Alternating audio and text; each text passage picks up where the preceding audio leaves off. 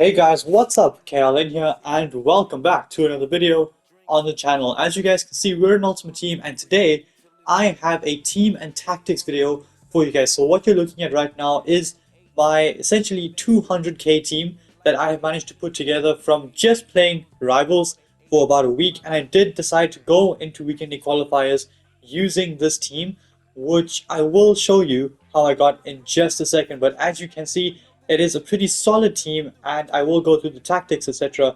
later on in the video. So, starting off with how I managed to get this team. Well, like I said, I have been playing for about a week now because I did get the Ultimate Edition and I did end up playing Division Rivals. I managed to get to Division 4 and these are the rewards that you get from Division 4. So, from the 1 of 4, 84 plus player pick that I will be opening in just a second, you guys will see that I went ahead and popped it open and I did end up getting a certain Robert Lewandowski. As you guys can see, Kelly was another option, but I decided to go with Lewandowski. Ake is also worth a certain amount of coins, but Lewandowski is worth more. So I picked him, sent him up to the transfer list, and we were then able to sell him and make about 12 to 15,000 coins on this guy.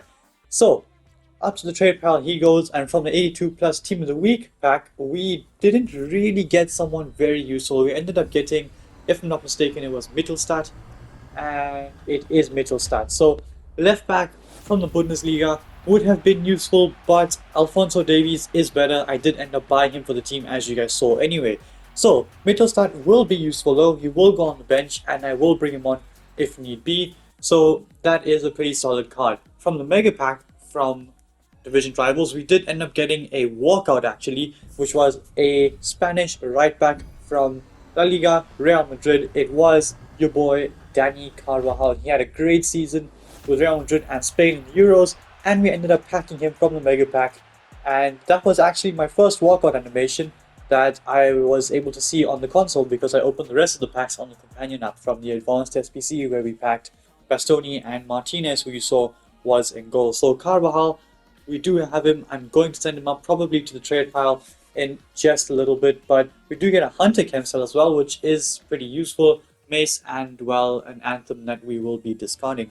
So, from the Prime Gold Players pack, didn't really get anything useful. That was from Objectives. From the 75 plus times 15 though, we end up getting another walkout. It is a defensive mid this time, another Spanish player, and this player is going to be from Barcelona.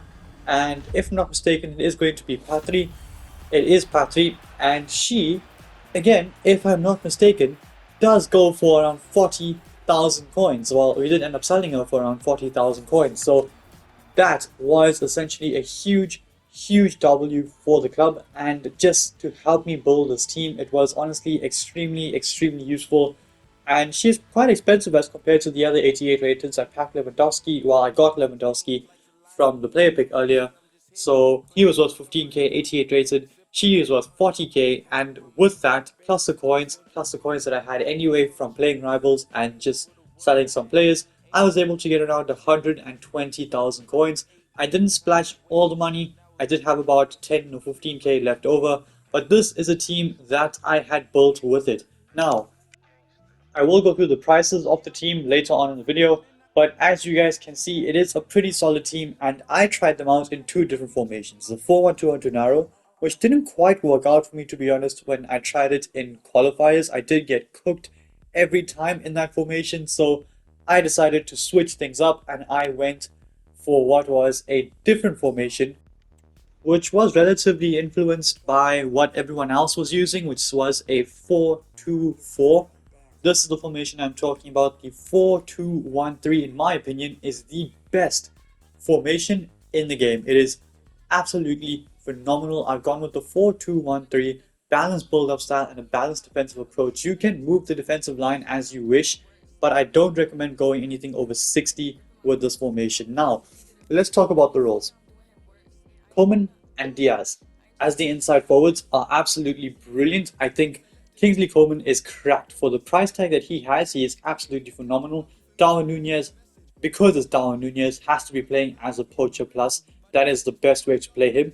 Soboslai plays in the playmaker role, and Garcia and Gravenberch are the two players that make this team possible and make this formation possible because Garcia as a deep line playmaker is absolutely phenomenal, and Gravenberch with the height that he has and the holding plus role that he does have as well is extremely useful. Frimpong and Davies play as wingbacks, and between Gomez and Upamecano, you can have, well, one centre back and the other centre back, one as a ball playing defender, and the other one preferably as just a normal defender to hold the defensive line. I did change that later on.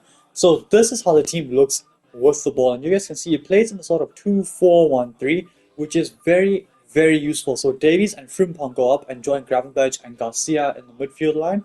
And Soboslai is just the player in the middle of the pitch making things happen. But this team does allow triangles to be created absolutely perfectly. I think having Davies and Frimpong as the two fullbacks make a huge difference because they can play that wingback position absolutely perfectly. I don't think attacking wingback is the way to go because they will get caught out of position a lot of times. So with that being said, that is how the team looks with and without the ball. You guys will see exactly what I mean when I go into the gameplay highlights, which I will do in just a second. We were playing qualifiers with the team, and like I said, I was getting cooked in a 4-1-2-1-2 narrow. I switched to this formation of 4-2-1-3, and we won 3 games in a row and we were able to qualify. So this is the first team we played against. Not a great team, but it does have Foden, Cancelo, and Timo Werner. So hopefully we can come away with the win. Well, we did come away with the win, as I just told you.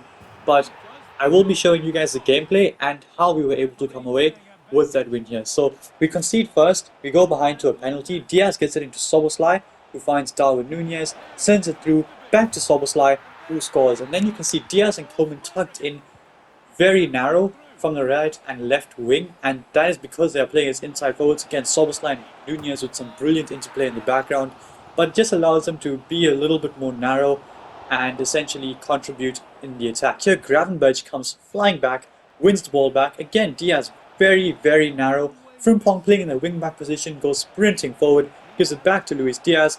He does well, gets onto the wing. Nunez in the poacher plus role is always going to be running into space. He does run into space. Diaz puts it across the box and we score. It's 3-1 and we do have our first win in weekly qualifiers, and hopefully you guys can clearly see how the tactics are working because it is pretty evident as to how this is different from the 4-1-2-1-2 narrow. I don't have any footage of that, so if you guys want to see my 4-1-2-1-2 narrow tactics, you can. It is what got me to Division 4, but just in qualifiers I decided to change things around and it did work perfectly fine.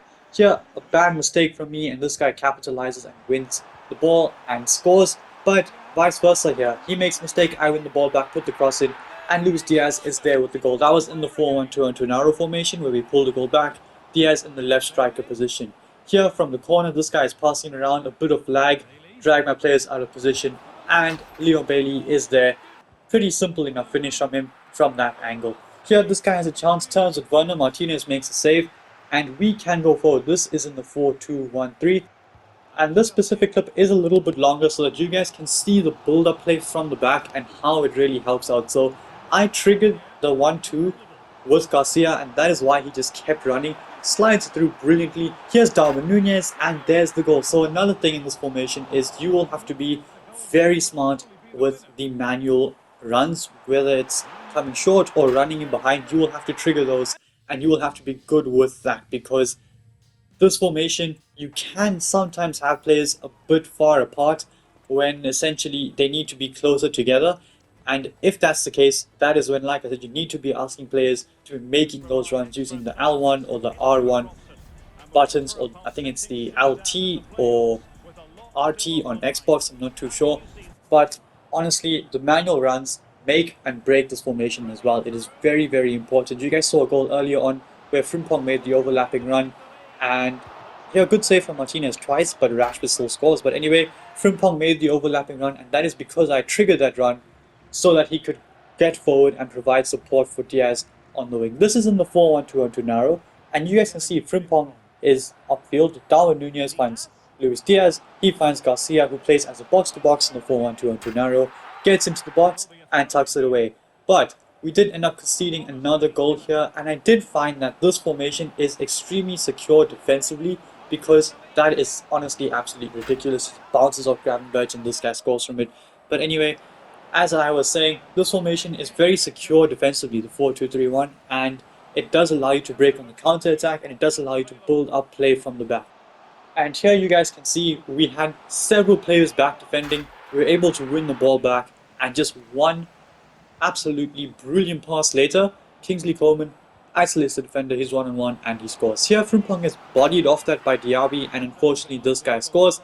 But we are now at 3-3 on the score sheet. Davies wins back possession, gets it into Luis Diaz. He finds Soboslai, back to Diaz. Kingsley Coman again playing very, very narrow because you want your players to come short in certain situations. He breaks into the box and he scores to make it 4-3 in extra time, and hopefully that is enough to win us this game. Again, brilliant passing. I did mention earlier that this formation does create triangles and essentially little patterns of passing that you can find with this team here. Brilliant pass through by Soboslai.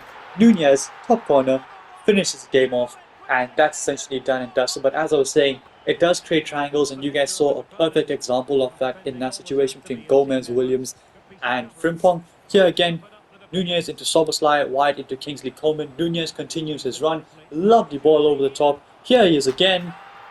And that is the final goal of this video. This guy pauses and he does end up quitting. He's out and we are in to Weekend League. We have qualified successfully, which you guys will see in just a second. I did think Weekend League was going to be available last weekend. Unfortunately, it wasn't. The game essentially hasn't come out, well, it hadn't come out yet at the time of making this video or recording footage for these qualifiers. And we have gone and qualified for Weekend League, so that will be available. I do not need to play qualifiers this weekend.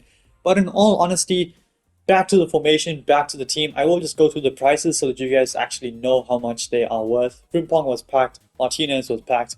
The rest of the players are Evos, but again, they did cost coins. So when it comes down to the actual team, do I think that it is the best team in the game? No. Do I think that it works together as a team? Yes. And the reason for that is you have Gravenberch and Garcia playing in defensive mid with the back four playing behind them. So when you're defending, you defend with 6. But when you're going forward, you attack with 4 players plus Frimpong and Davies if need be, if you want them to attack. And you guys saw in a couple situations, Garcia does go forward as well because I do need that little bit of extra players in the midfield, because having Soboslai as the only central player does become slightly inconvenient because there isn't that much space. But having Diaz and Coman players inside forwards, they do tend to tuck inside and just support when need be. But if we are breaking on the counter attack, they are out wide because that is where they are when we are defending the ball. So in all honesty, this formation does work out perfectly. It does depend on the players that you have as well. If you have good wingers, pacey wingers, skillful wingers that are good at dribbling, you need one attacker that, in all honesty, if you want to play him as a false nine, you can. If you have someone like Joao Felix, for example, or if you have an out-and-out striker, play him as a poacher, let him make those runs in behind the defense. You need a good attacking midfielder, someone that can defend as well, which is pretty useful in this game. So Soboslai for me is absolutely perfect there. And you need 2 solid defensive mids. In my opinion, one out-and-out defensive mid that can win the ball back and help your team out defensively. Another one who can create chances from the back if you need to break quickly on the counter-attack. Luckily for me, Gravenberch can dribble and pass very well, and Garcia is just absolutely perfect. Frimpong and Davies, the perfect wing-backs for this formation. I think Hakimi would also work, and Theo Hernandez. But in all honesty, that probably is it that limits who you can use as wing backs. But you could also get actual proper fullbacks like Kyle Walker, for example, and put him at right back and use him as a fullback instead. It will just limit your attacking options down the right hand side going forward. And the 2 defenders, Upamecano and Gomez, I think Gomez is very, very good. I will miss out on the 84 rated Evo, unfortunately, but Upamecano is very, very solid, in my opinion, one of the better centre backs from Bundesliga. I think Schlotterbeck is also a decent option, but for chemistry purposes, I have gone with Upamecano. So with that being said, I do bring an end to the video. If you'd like to smash a thumbs up, and don't forget to hit that subscribe button as well. If you have any questions, let me know down below in the comment section and I will get to you as soon as possible. So, until then guys, stay tuned for the next one. Peace.